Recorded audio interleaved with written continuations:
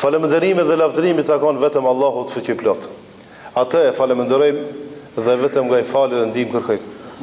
Paqja dhe mëshira qofshin mbi pejgamberin sallallahu alaihi wasallam, mbi familjen e tij të sinqertë dhe mbi të gjithë muslimanët që do ta pasojnë rrugën e tij deri në ditën e gjykimit. Të ndershëm vëllezër, thot pejgamberi sallallahu alaihi wasallam këtë hadith e transmeton Hasani radhiyallahu anhu, nipi Muhamedit alayhis salam, thot: e mësova, e ndëgjova dhe e mbajta mend duke thonë pejgamberi alayhis salam: da ma yaribuk, lere atë që është dyshim, ila ma la yaribuk, dhe vepro me atë që është e sigurt ose nuk është e dyshim.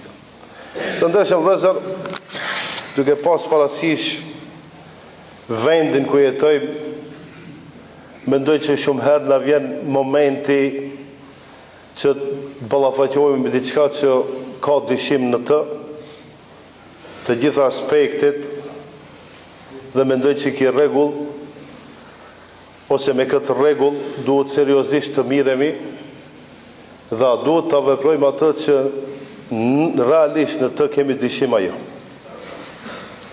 Ai që mbrohet nga gjërat e dyshimta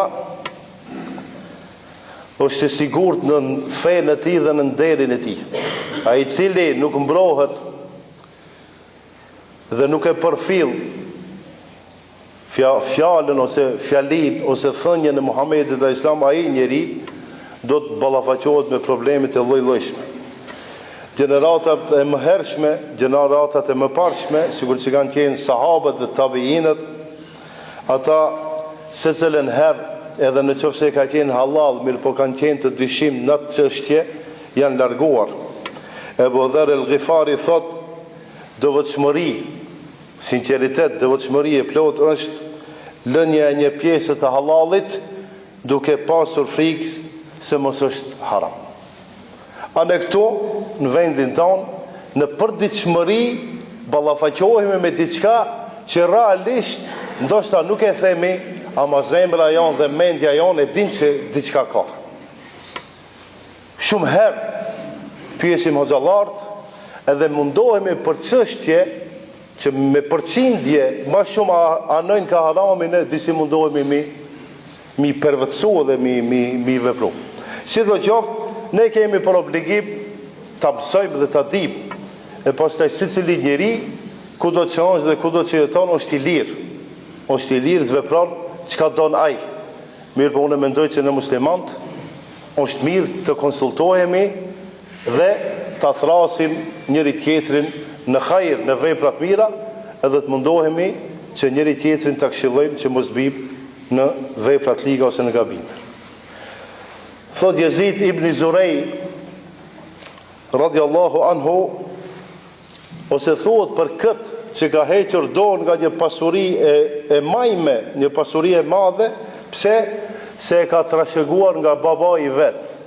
E baba i vet kishte qenë njeri afërt i mbretit. Edhe ki ka dyshu se si e ka fituat pasurin, edhe nuk e ka marrë. Pse ka pas dyshim? Nuk do me thonë që pasuria ka qenë haram. Mirë, po i ka lind një lloj dyshimi, dhe ka ma mirë s'po e marrë sa me marrë. Thot, një pasuri e madhe nuk e ka pranu, pse se i ka lind dyshimi. E dini dë njëherë kur bëhet njeriu vezvese, me siguri ju ka ndodhë. Kur bëhet njeriu vezvese dhe në atën, gjumi nuk e merë. Nuk e zë gjumi. Pse e thot, qka ke? Thot, diçka vezvesja.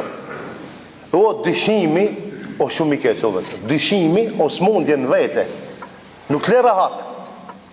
Edhe në qoftë se qatë vepër, që 90% qenë ka e lejuar, apo ka diçka përzime, edhe askush nuk mundet me siguri të thotë se bane se 100% është halal. Vallai, unë dhe ti ndoshta e bëjmë, ama pastaj me muaj, ndoshta me vite, brengosimi si pse kemi bërë.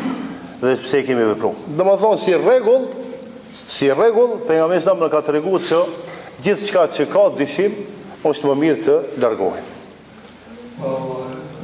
Nëse për një çështje të caktuar ka dyshim, edhe e dim që atje dikona e sigurta, është më mirë të jepet përparësi të sigurtës se sa asaj vepre dhe atij vendit të cilën ne kemi dyshim. Ibn Omeri, kur ishte pyetur Abdullah ibn Omeri, djali i Omerit radhiyallahu anhu, ai udhtoi për në Irak, edhe atje ja bënë një pyetje, i thanë, çka bëhet në lidhje me mushkanja, shumë pyetje jo serioze, pyetje thjesht. Tha, ju pyetni për mushkanjen, ndërsa e keni vrarë Husajnin, e keni vrarë nipin e Muhamedit sallallahu alaihi wasallam.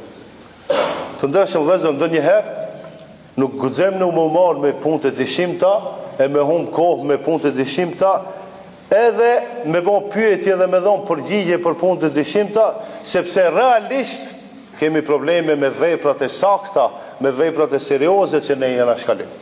E mos flasim për ata që janë pak ma sekundare. Sidoqoftë,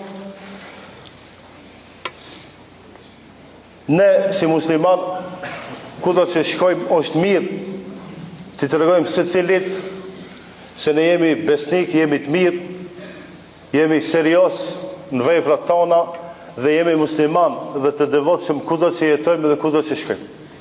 Sepse të ndershëm vëllezër, Indonezinë e dini, është shtet me miliona më i madh shtet musliman në botë.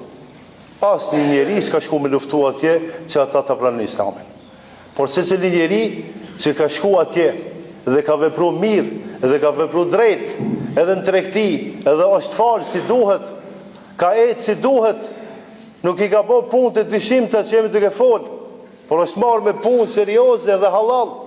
Krejt njerëzit kur e kanë bë, ka thonë pashallah, këto njerëz e pas kanë fenë e vërtet. Edhe të gjithë e kanë pranuar.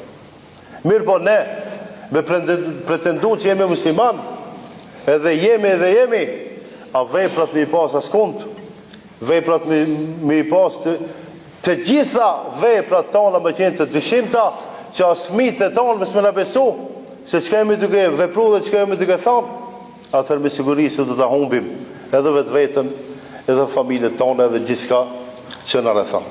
Halali e drejta dhe e vërteta të ndryshëm vëllezër janë qetësim për shpirtin dhe pajtim për gjithçka që ne mundohemi me bë, ndërsa harami, dishimi, gënjeshtra, shqetësimi janë problem dhe njeriu e largon nga Allahu dhe nga të gjitha veprat e mira. Inshallah Allahu na udhëzon edhe të gjithë së bashku në xhenet në son. Barakallahu lana wa lakum fil Qur'anil azim wa nafa'na wa iyyakum min adh-dhikril hakim wa astaghfirullah li wa lakum wa li sa'iril muslimin min kulli dhanb wastaghfiruhu innahu huwal ghafurur rahim.